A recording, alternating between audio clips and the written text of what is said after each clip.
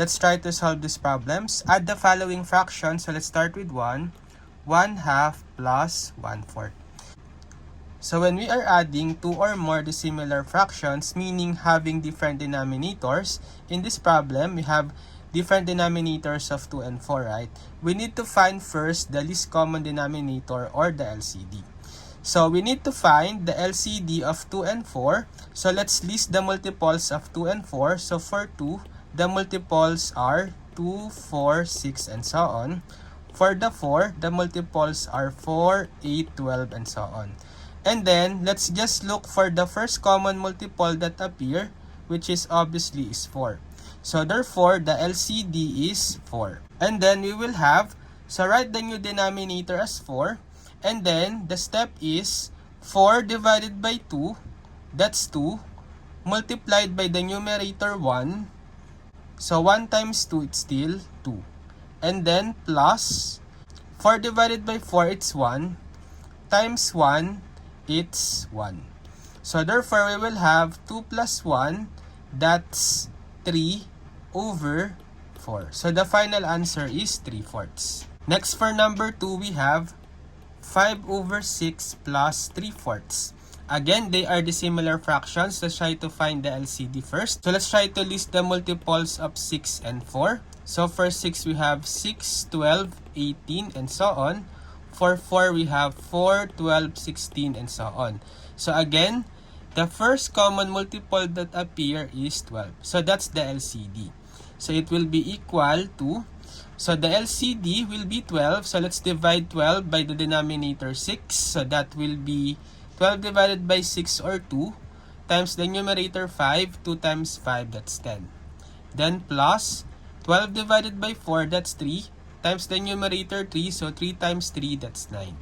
So we will have 10 plus 9, that will be 19 over 12. So 19 over 12 is an improper fraction, meaning the numerator is greater than the denominator. You can transform that into mixed number. So we simply divide the numerator 19 by the denominator 12. So 19 divided by 12, it's 1. 1 times 12, 12.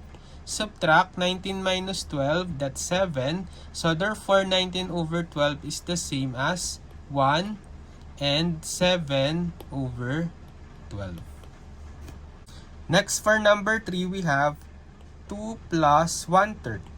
So this time, we are just adding a whole number plus a fraction. So we can just put them together, making a mixed number. So 2 plus 1/3 is just equal to 2 and 1/3. Next, for number 4, we have 1 and 2/3 plus 3 and 3/4. So when we are adding two mixed numbers, so we can add first the whole numbers. So that will be 1 plus 3 or 4. And then add to the sum of the fractions, which are 2/3 plus 3/4. And then adding these two dissimilar fractions, so let's find first the LCD of 3 and 4. So list the multiples of 3 and 4. For 3, that will be 3, 6, 9, 12, 15, and so on. For 4, that's 4, 8, 12, 16, and so on. So the first common multiple that appear is 12. So the LCD of 3 and 4 is 12. So we will have 4 plus, okay, the LCD is 12. So again, let's do the same process. So 12 divided by 3, that's 4. 4 times 2, that's 8. Plus 12 divided by 4, it's 3. Times 3, that's 9. So we will have 4 plus 8 plus 9, that's 17 over 12. So this 17 over 12 is still an improper fraction. So we can convert to mixed number. So divide 17 by 12. 17 divided by 12 is 1. 1 times 12, 12. So 17 minus 12, that's 5. So we will have 4 plus 17 over 12 is the same as 1 and 5 over 12. So we now have 4 plus 1 and 5 over 12. So let's add the whole numbers. 4 plus 1, it's 5.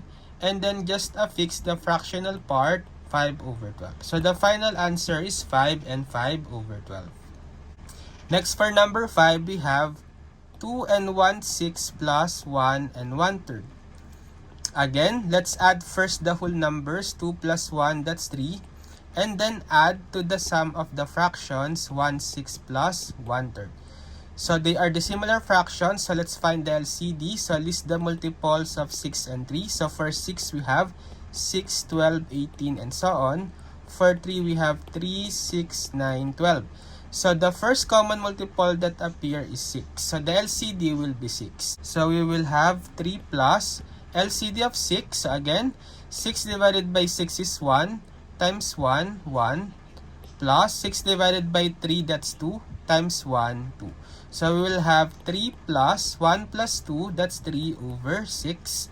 So we will have 3 plus 3, 6, or 3 and 3, 6. But 3, 6 is not yet in lowest term, so we can convert that into simplest form by dividing both numerator and denominator by the greatest common factor, or GCF of 3 and 6, which is 3, right? So therefore, we will have 3 and 3 divided by 3 is 1, over 6 divided by 3, it's 2. So the final answer is 3.5. Next, for number 6, we have 3 plus 1 and 1/2 plus 2 and 1/3 plus 1/4. So we have a whole number plus 2 mixed number plus a fraction. So again, let's add the whole number. So 3 plus 1 plus 2, that will be 6. Then plus the sum of the fractions, 1/2 plus 1/3 plus 1/4. Again, let's add these fractions. They are all dissimilar fractions. So find the LCD of 2, 3, and 4.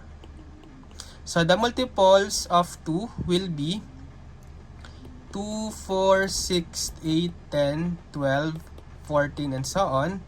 For the 3, the multiples are 3, 6, 9, 12, 15, and so on. For 4, the multiples are 4, 8, 12, 16, and so on. So the first common multiple that appears on the 3 numbers is 12. So the LCD is 12. So we will have 6 plus, okay, LCD of 12. Again, do the same process.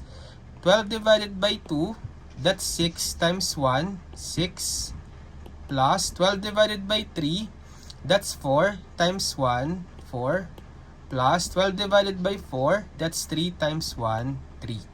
So we will have 6 plus, so add 6 plus 4 plus 3, that's 13 over 12. So we have 13 over 12, which is an improper fraction. Convert to mix, divide. 13 by 12, 13 divided by 12, that's 1. 1 times 12 is 12. 13 minus 12 is 1. So we will have 6 plus 13 over 12 is the same as 1, and 1 over 12. So we will have 6 plus 1 and 1, 12. So 6 plus 1, that's 7. And then just affix the fractional part, 1/12. So the final answer is 7 and 1/12. Okay, now it's your turn to try to solve these problems and just comment your answers.